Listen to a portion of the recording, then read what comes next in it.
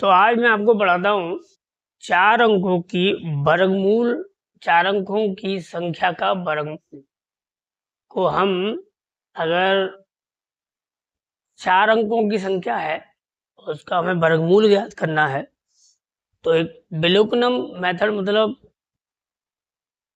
बिना उसको सॉल्व किए हम कैसे कर सकते हैं। सॉल्व करने की आवश्यकता नहीं है, केवल देखकर ही हम बताएंगे, बट उसके लिए प्रैक्टिस होना जरूरी है। हम उसे वैदिक गणित से करेंगे और वैदिक गणित एक आपकी कैलकुलेशन पावर को बढ़ाएगा भी, और यहाँ 4 अंकों के जो वर्गमूल है उसे सरलता से करने का आपको मैं एक मेथड बताऊंगा। यहाँ आपको पता रहना चाहिए कि वर्गमूल की इकाई का अंक यही होते हैं। कभी 2, 3, 7, 8 कभी भी वर्गमूल की इकाई का अंक नहीं होते।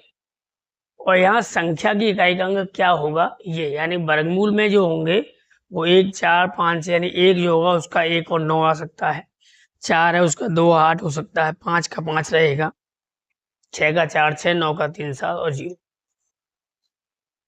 ठीक है, तो एक सवाल लेते हैं, जैसे कि हम अंडर रूट में 1936 लेते हैं।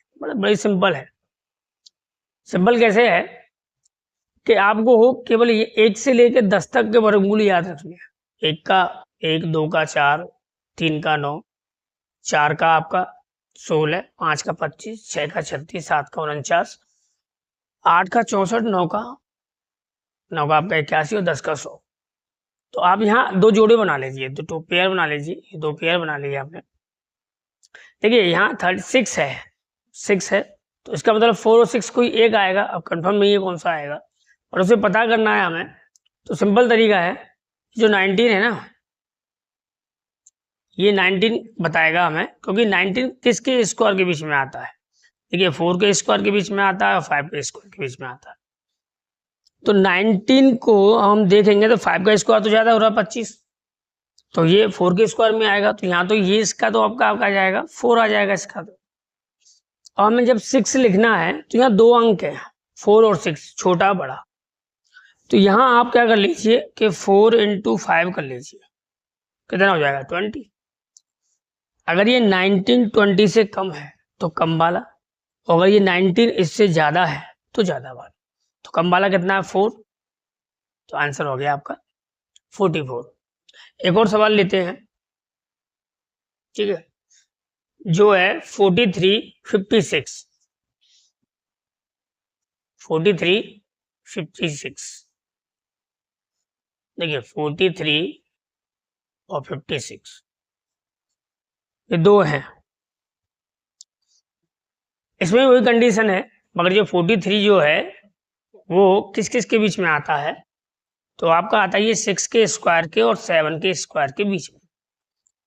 तो सीधी बात है 49, जो 43 है 49 से कम ही होगा, तो 6 का लेंगे, तो ये हमारा आ जाएगा 6।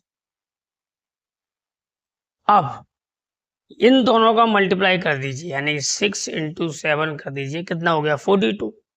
अब 42 से ये ज्यादा है कम है, भाई आप इस जगह 4 तो ले सकते हो, नहीं लिखोगे, क्योंकि जो 43 है वो आपके 42 से ज्यादा है। यहाँ जो मल्टीप्लाई किया है उससे ये ज्यादा है, पहले कम था अब ज्यादा है, तो ज्यादा है तो ज्यादा वाला, यानी कि आपका आंसर 6 हो गया।